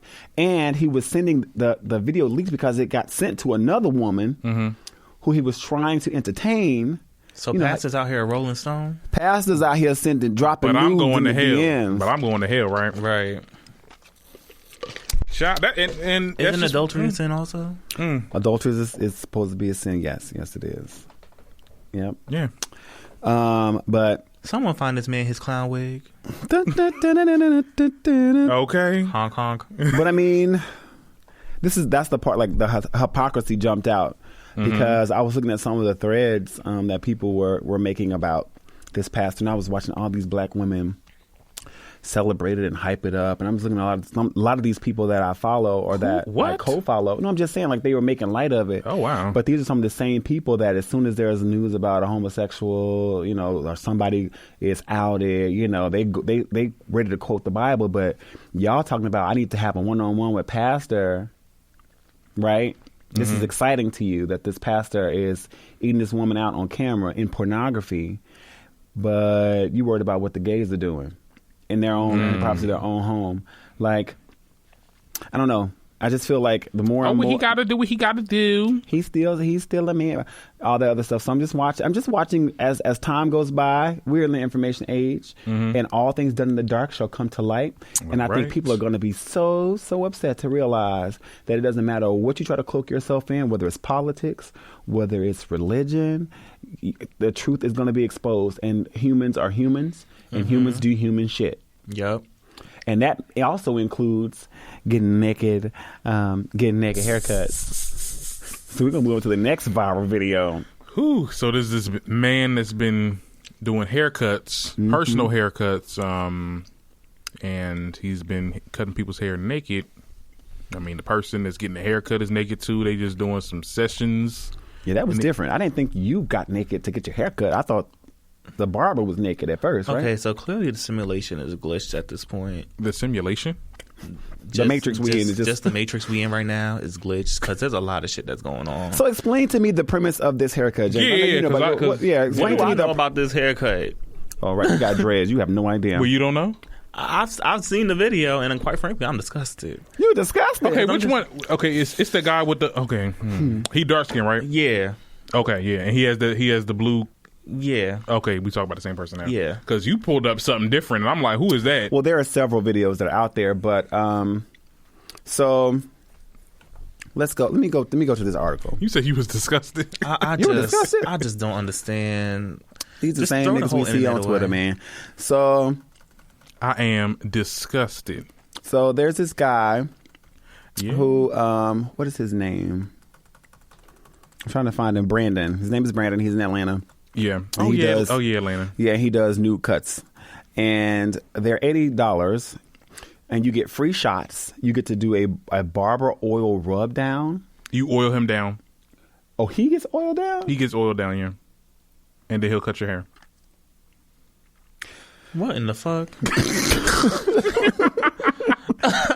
What? So what? I'm rubbing you. Wait a minute. You gave me work to do for $80 fucking dollars? That's what I'm saying. I'm like, you got me chopped if you think I'm bruh. I'm good, love and joy. One chop. So, yeah. So he's in Atlanta. His name is Brandon Carrington. He's a licensed barber living in Atlanta. And he's an OnlyFans model. So now that once you interject that, now it all makes sense because this is part of his porn brand. Yeah. And it's something that's supposed to be creative, but he actually does cut your hair. So I'm like, wait a minute. So you're literally making me pay you to do a porn with me. And his hairstyles, I mean, I'm so confused. I get it with the whole, like, I blame, well, I won't say I blame them, but, was it last year or earlier this year, there was a barber, the one that has the beard, and he was doing his haircuts in a Speedo, right? With the body, he was like a body. Okay. He wasn't completely naked. But you know how niggas but it took a step further. Far. We just like, here's the line, and we just say, like, fuck that line. Right. And just out here just dick swinging all in these people's face. And it's crazy because I stopped getting my hair cut when I was in 8th grade and learned how to cut my own hair because there was a story going around about my barber a barber about him having sexual relations with a pastor or whatever. Oh, and I my would gosh. it made me self-conscious like when I'm getting my hair cut. Like, It's not the same pastor, though, is it? no, it's not the same pastor. And I was like, oh, okay, well, you make sure your nuts don't fall on my shoulders. Ooh. Or like, how you stand too close. Anyway, it just made me uncomfortable. So I learned how to cut my own fucking hair. But I see this as, it's a great way to kind of combine both worlds. But the reaction that we're getting from this video kind of confuses me because the same niggas saying that this is classless and this is distasteful. Like, y'all watch niggas having sex with strangers at Pride on Twitter all day, every day. Who is saying that this is, it's porn. It's porn. What do you expect? Right. I commented on Thaddeus Matthews. He's the cursing pastor, right?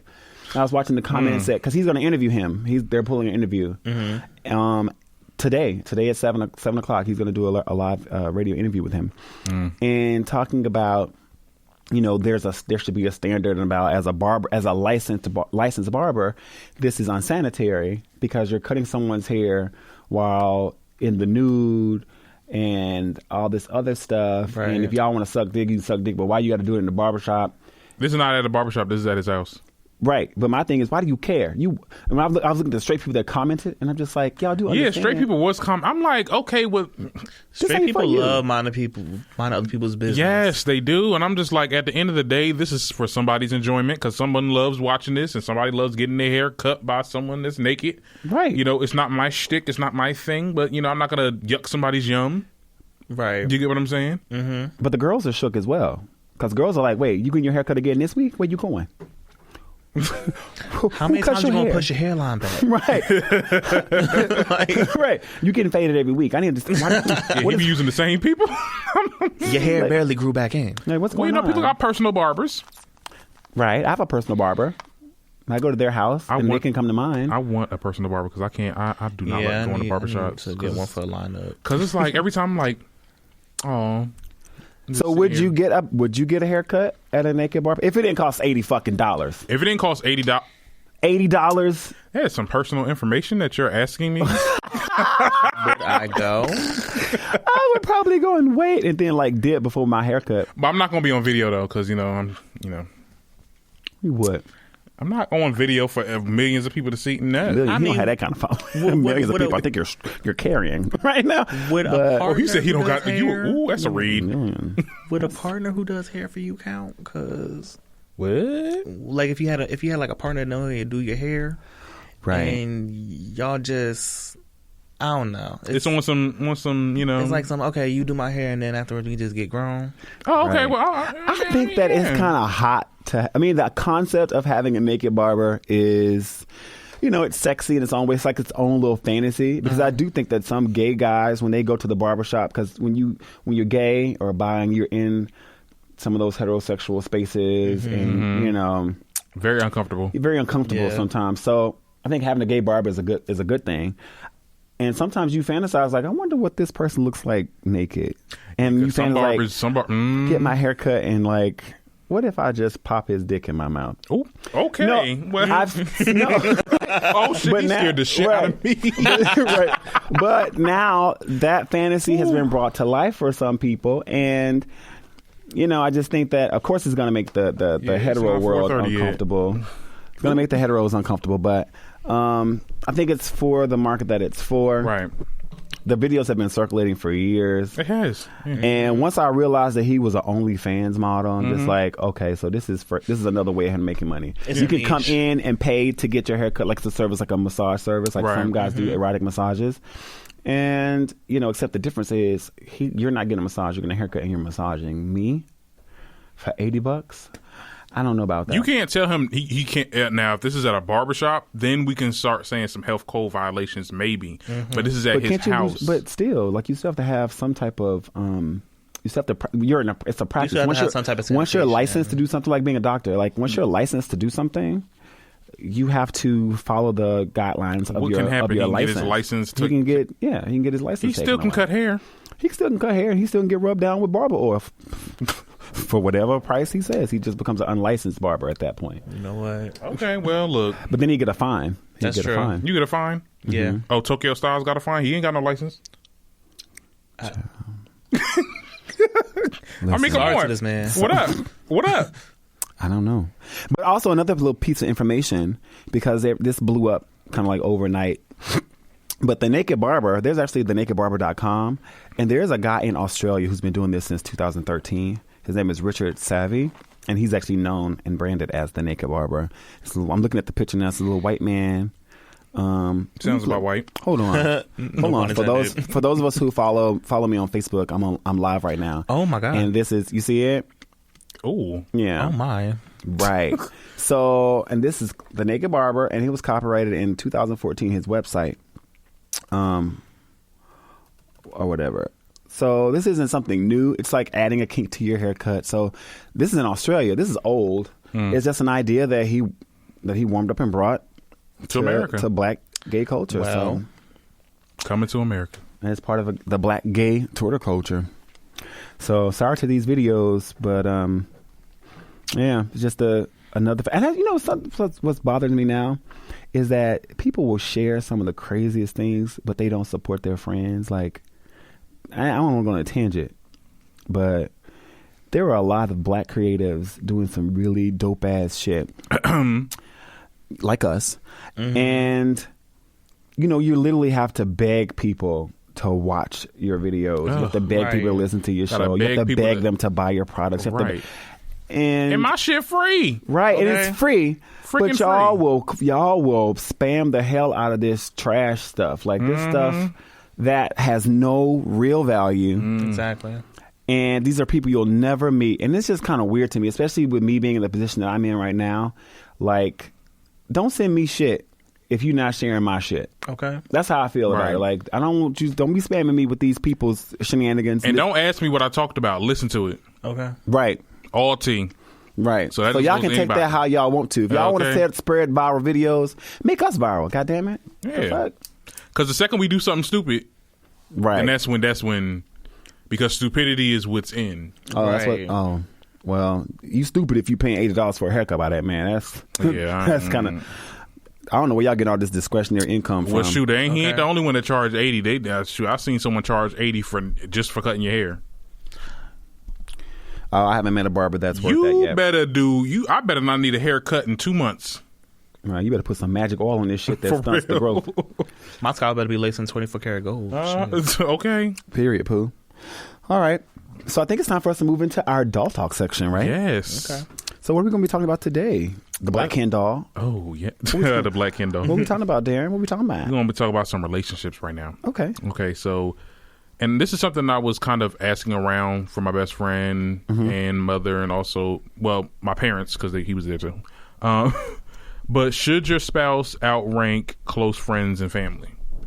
In a way of not saying that should they like shun or like, you know, disassociate themselves from their family, not saying that, but it's just like, you know, should you always put your family that you just created first, your husband? I mean, everything is circumstantial, but I'm going to... Husband or wife, I meant, yeah. I would say yes. I mean, because, and maybe it's just how I was raised to think of marriage. Yeah. I think that once you have decided to become one with a person, that is the person you've chosen to put first. Right. Right? So, I think part of the vows is to forsake all others. Oh. And sometimes that's a real thing where this is my person who is part of me. Yeah. And I come first, which means they come first. And everything else is secondary and tertiary. I understand with friends, but family too, right? Other family like your mom, your sister, your cousin. Forsaking all others. Okay. This is the person I've chosen to be a part of me. I come first. Everything else comes secondary and tertiary. That's just that's how I take it. How you feel? But like I said, everything is circumstantial and everybody doesn't have the same values because we have to talk about priorities too and relationships. For me, I would say probably I would choose my spouse before my friends because honestly, that's the person that's with you 24/7, day in and day out. Right.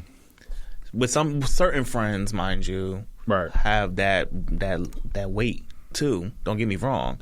But when it comes to your partner that you're going to bed with, waking up with, making important decisions with, then that'll be beforehand. Now, family, on the other hand, that's a different story. Because I'm kind of big on family and keeping my familial ties strong. So if my spouse has an issue with, say, for example, my mother, or like with a sibling or something like that, I'm gonna weigh the options on both. And I'm going to hear the pros and cons from both people. But I feel as though I might be a little bit biased towards my family because at the end of the day, my family was there with me from day one. And this kind of actually ties into something I saw on Twitter, funny enough. Somebody, it's kind of like it's going to be a little sidebar. Somebody was talking about, do you still put your family down, like your parents down as like emergency contact and stuff like that? And it's kind of looking like, well, yeah, if you don't have, like, for example, if you don't have a spouse, then yeah. But even if you have a spouse, I would say if I had a spouse, my first person of emergency contact is going to be my mom. What?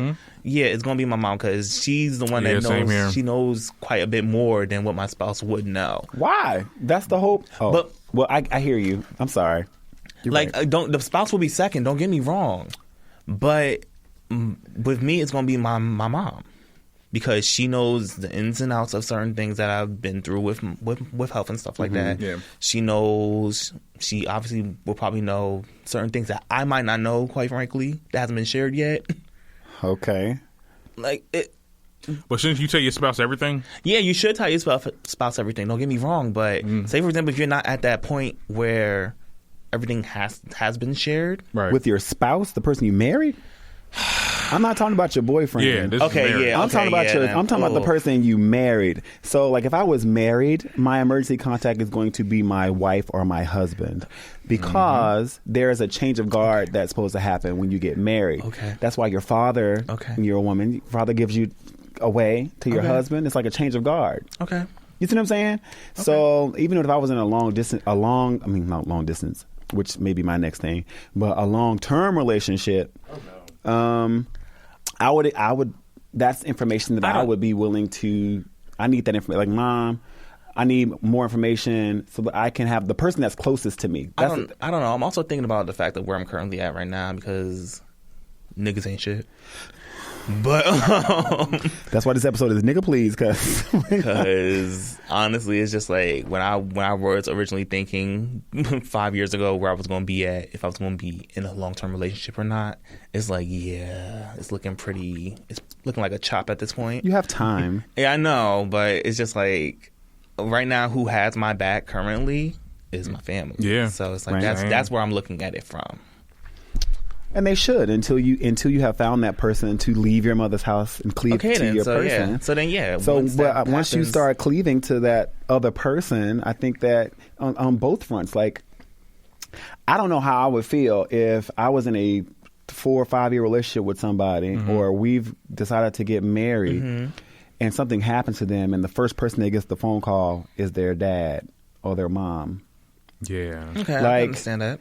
In my head, I want to be like, okay, I wouldn't feel a type of way. But if I know me, I'm going to feel a type of way because you're my person and I'm your person. That's the whole point of us marrying each other. I can respect that. You know what I'm saying? What if you have like obligations? Because, I have some examples now. Okay. Give me an example. Okay, so what if your sibling or whatever, your brother or mother is going through something with, health issues or whatever, and you have to leave your spot. Or not leave your spot, but you have to delegate. You have to delegate? You have to tell someone else what to do? I don't know what you mean. Not that. You have to help out. You have to adjust your time. Yes. Okay. To go back and help your family members. Okay. What's wrong with that?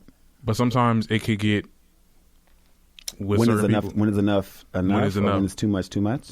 Mm-hmm.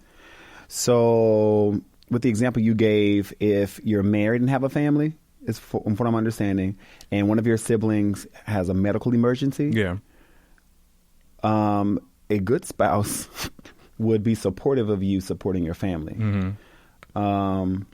But what now, if it's to always what something? Extent? Yeah, if it's always like this person, not even just with health problems, but it's always like, oh, could you do this for me? Can you do that for me? Can you do that? So you have to look at the nature of the relationship between the siblings, because if it's a codependent relationship, or if it has a, say for instance, the spouse or your spouse is the older brother or older sister, and their brother or sister always needs something, or they're always in trouble, or they always depend on the older sibling to like lighten their load. You may be dealing with a codependent relationship where both people feel obligated to each other. And you have to look at the family history too, because who knows, that may be like, you may have been their caretaker since they were young, and so that's the role that you play. Like, I'm married and I have a family now, but this is my baby brother and I'm like his father, and so when he needs me, I'm going to be there. And that's respectable. Yeah, but you also have to communicate that to your spouse, and before you marry people, understand the family dynamics and what you're getting yourself into, because it shouldn't be a surprise to you that, okay, well, this is her sister, and if her sister needs something, she's gonna come running, and I know that. I'm prepared for that, or this is his older brother. His older brother has been dealing with addiction forever, and so when his brother needs him, he's going to be there to support him because that's his brother. And trying to cut or change that relationship may negatively affect both people. Yeah. You see what I'm saying? So I think it's just about communicating and being aware of what you're dealing with. And if it becomes too much for the family, or where it's like you're spending too much time handling other people's stuff and it's starting to negatively affect our family, right? Then we need to figure out how to find some balance.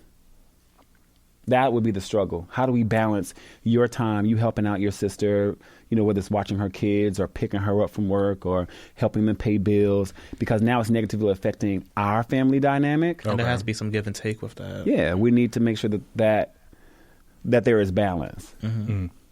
But your spouse is your person. Like, that's how I feel about it. This is my person. You're a part of me, and I'm always going to put me first, because if I'm not good, I can't help anybody else. So what about if someone's like a mama's boy or a father's girl, or vice versa? Okay. Where, they'll say jump, and they'll ask to jump and say, and they'll say how high. Well, I'm not either of those things, so I can't really relate, but I am a grandma's boy. So if my grandmother says something, then that's the law, and that's just how it's always been. She's never asked me to do anything crazy where it had to affect my relationship with other people, but you're not really that close. I mean, you're close to your grandma. My grandmother's my best friend. I mean, there are some things that or she was my first best friend in my life. Like if I ever had to think about the strongest relationship I ever had, it would be with my grandmother. Besides my siblings and stuff like that, of course. But like an example, if someone is in a relationship with someone, and let's say the family is poor, not poor, but they, you're in a better position than they are financially, and you have to, or they're asking you for money, right? Isn't that the example we talked about in our pre-show? Right? Isn't that what you said?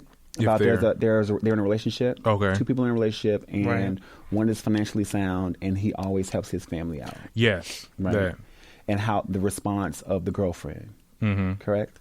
And my thing was, listen, when you do have kids who are able to make it out of the mire and to do better, sometimes it does feel like you have an obligation to help your family give a leg up, because you do feel like they put you in a position so that you could do better for yourself. Yeah.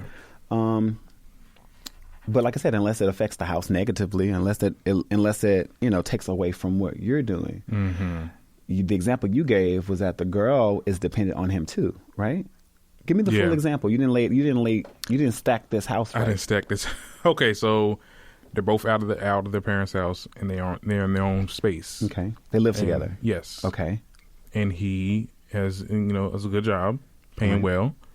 And it could be frustrating that, sometimes, and not even just with money, because money wasn't the issue with that either. It's also time, too. Okay. Dividing his time between his family and his girlfriend. Yes. Okay. And maybe that's the part I didn't say. Okay. So it's the mixture of that. I mean, bills is paid. You know what I'm saying? Food is in the kitchen.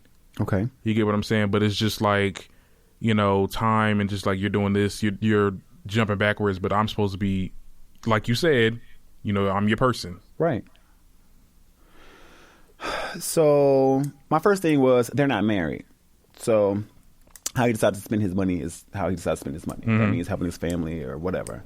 Unless it's, you know, unless their bills are getting, you know, notices for being unpaid or late.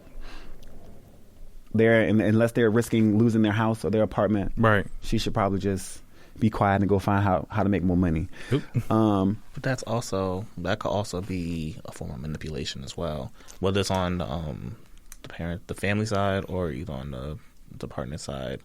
It could be if it's with malicious intent. If it's malicious intent, yeah. Like if the family's like, well, no, we don't have lights this month, or we're struggling for cash, and the son is like, well, I have extra discretionary income. No, they be asking. They ask, well, if he got it, listen, if you can help me, help me. If you can't, you can't. Because it comes to a point where, like, I took care of you. You know what I'm saying? Your whole life. Yeah. They pressure him. When they started pulling out lines like, well, I took care of you.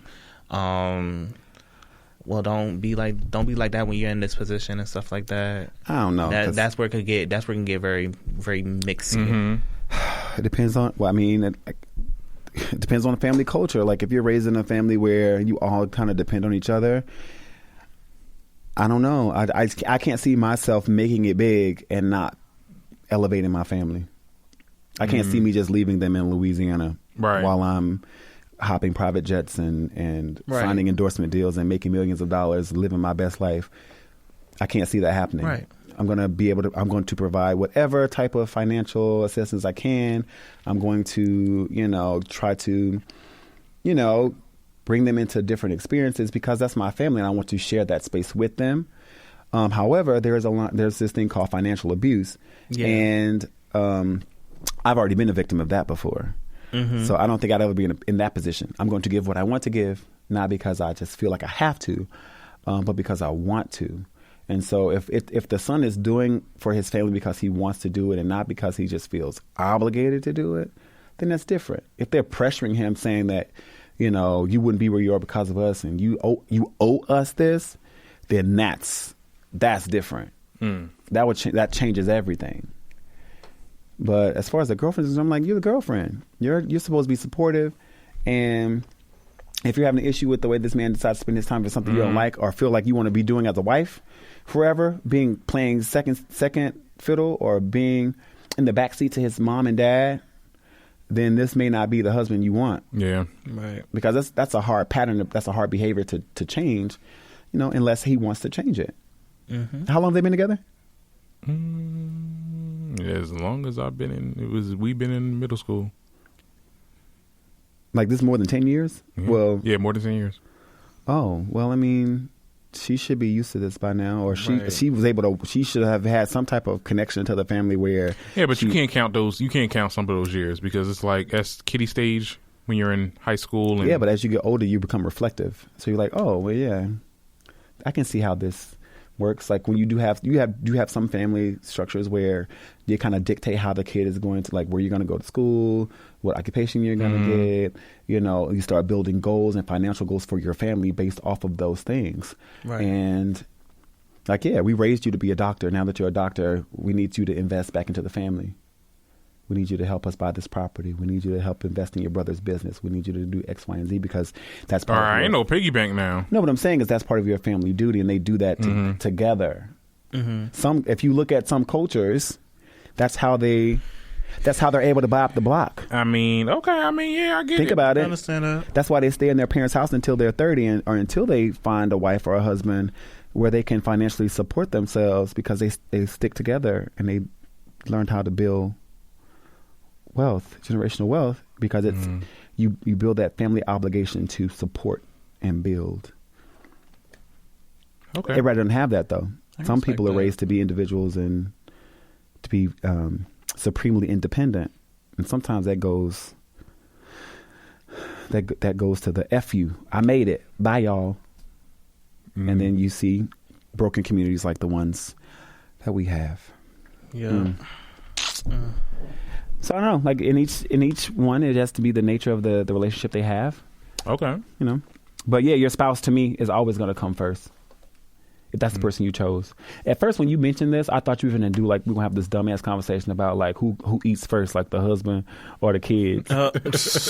And I was going to tap out. Oh no. Like, I want to dig in deep. So, but what do you think, James? Like in the second situation between the boyfriend and the girlfriend and him spending a lot of time with his family and supporting them financially, what is your take on it? I feel like, well, hold on. Yeah, I feel as though because of the fact that it's not like a legal binding relationship, like she should just, and especially because of how long she's been with him, she should be used to it at this point. I mean, if you're not used to it at this point, then get the step in. Look, it ain't that easy now. If you love somebody. It isn't. If you love somebody, but you said that she was dependent on him, right? Yeah. Is she also dependent on his income? That's a deciding factor right there. Is she? Because if that's the case, then she probably feels that her own welfare is being threatened by him supporting his family.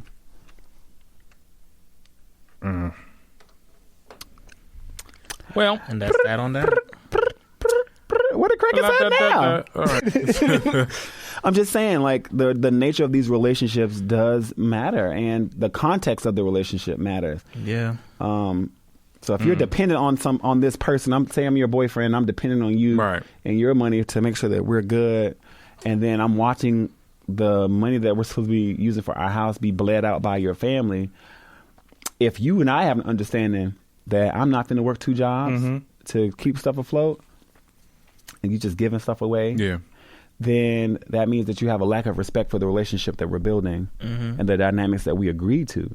Now, if that's not something we agreed to and you're just doing it, I just don't like it, then sus. You're going to have to work at IHOP overnight. Well, this person wants to venture out and probably have a multiple source of income, but the type of income that she's trying to get into, he ain't for. And that can go. So he don't want her to make context clues. So she want a script. She's like, I've been taking these pole dancing classes. Oh, that's great. Got your body together. It's like, yeah, so I want to go down there and work at but I've been practicing and I think I would probably be able to. Ooh. So that's when it gets invasive too, because it's like, okay, but we're not married. Right. So, and she understands if they were, it wouldn't be that. If they were married, it wouldn't be. It wouldn't. She would never have to need another job. Not to need the other, but she wouldn't do that. Oh, she wouldn't script. I knew it was scripting. I had a feeling. The girls are trying to dance now. Ooh, child. We got to archive this. This is good. Oh, for when I become a dancer. Listen. Hey, coming to the stage. Right. Listen. James the Stallion. James the Stallion. Yes. Oh my God, no. Listen, there's been times where I've been Listen, you have no idea. If you could see. No, speaking of Meg the Stallion. I love my job. There's this video of this girl with this big ass. Like her behind is really big. Mm-hmm. They gonna be in the goddamn Twitter talking about some Meg the Bison. Not the bison.